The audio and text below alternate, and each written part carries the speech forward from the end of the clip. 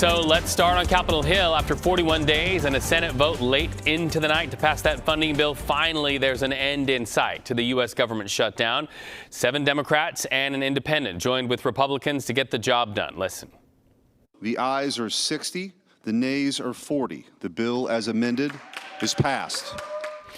So the bill now heads to the House. And the big question is, what did Democrats get? They got a promise from Republicans to hold a December vote on extending health care tax credits. Some in Congress, though, are still skeptical that that will ever happen. Schumer's views are very different than mine. He is an establishment Democrat, no secret. I am not.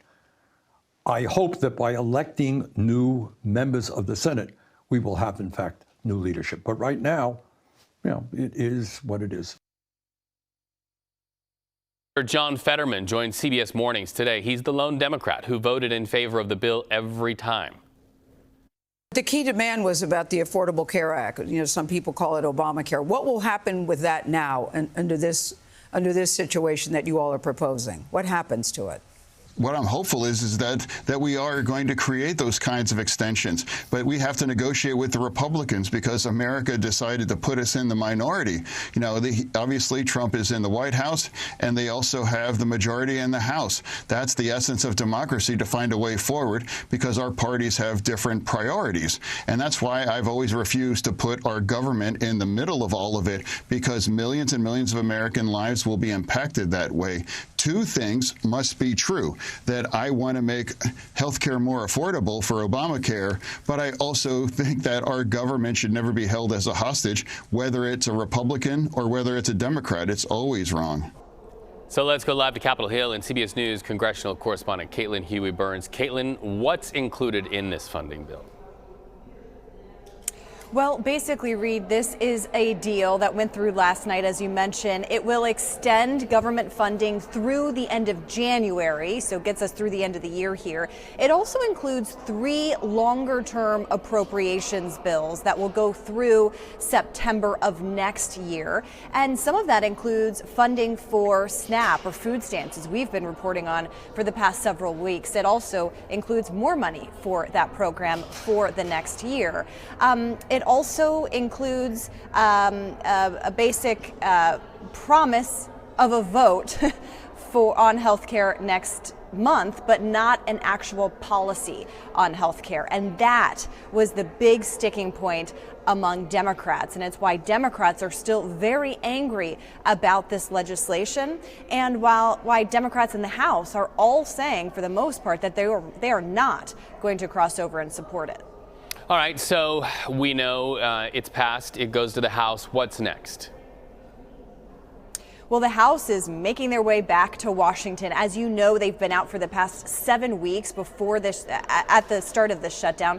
They are coming back. House Speaker Mike Johnson said, look, everybody should get back as soon as possible because of all the flight delays and chaos at the airports that's been caused because of this shutdown. So lawmakers are making their way back today. They are expected to start voting on this, Read, tomorrow at 4 p.m. Now, that could take a little while, but that is when they're hoping that everybody will be back in town in Washington to be able to move forward on this bill. And as it stands right now, we haven't seen any major defections from Republicans. Remember, I said most Democrats are going to vote against this. That means that Mike Johnson needs all of his Republican members here in Washington to cast their vote and to vote for this bill. He has pledged swift passage so long as everybody's in town. So we could see this signed into law if everything goes according to plan, everything goes well for Republicans, and signed by the president tomorrow night. And an audible exhale going into a weekend. Caitlin Huey-Burns, always great to hear from you. Thank you. Well, on this Veterans Day, President Donald Trump took part in the annual wreath-laying ceremony at Arlington National Cemetery as our nation honors those who have served. The president also gave a speech at that event, thanking veterans and touching on several key issues that we are all living right now, including the impacts of the U.S. government's shutdown. So let's go to the White House and CBS News White House reporter Aaron Navarro. Aaron, what are some of the messages the president sent there? He mentioned some of the symbolic things he's done in regards to veterans and the military, from renaming the Department of Defense to the Department of War, and saying that he has signed a proclamation that in addition to celebrating Veterans Day today, they will also celebrate Victory Day for World War I. As on this day in 1918, the Allies and Germany signed an armistice to end that war. He also brought up the B-2 bombers that struck Iran nuclear facilities in June and made a little bit of news on this. Take a listen to what he had to say here. On the decks of destroyers, beneath the thunder of cannon fire in the cockpits of our beautiful B-2 bombers. Aren't they beautiful now? We respect them so much. What a job they did. That in an instant completely obliterated Iran's nuclear capability, of which we have just ordered, I have to say, many more of the updated versions of that incredible piece of art. And we know that the president is a fan of that specific aircraft. I remember in July 4th in festivities on the South Lawn here at the White House, there was a flyover of those B-2 bombers over us. During his speech today, he also talked about how his administration has fired thousands of Biden-era Veterans Administration employees, kind of remaking the workforce there, and saying overall about the military, though a bit broadly, that they are, quote, not being politically correct anymore and are fighting to win wars. Kind of getting at kind of the ethos that he, as well as Secretary Hegseth, have talked about in recent months. Well, and in the recent minutes of this broadcast, we heard from a chorus of veterans about the impacts of the shutdowns at the VA and also the U.S. government shutdown. Did he have any words for these veterans who are feeling the pinch because Congress hasn't been able to come to a deal?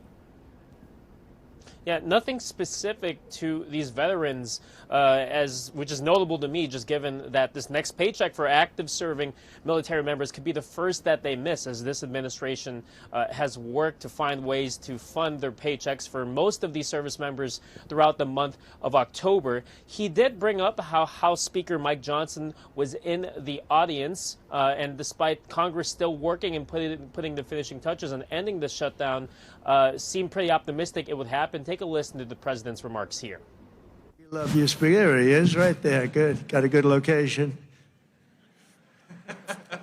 He always gets a good location.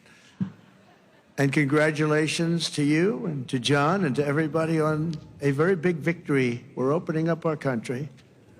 Should have never been closed. Should have never been closed.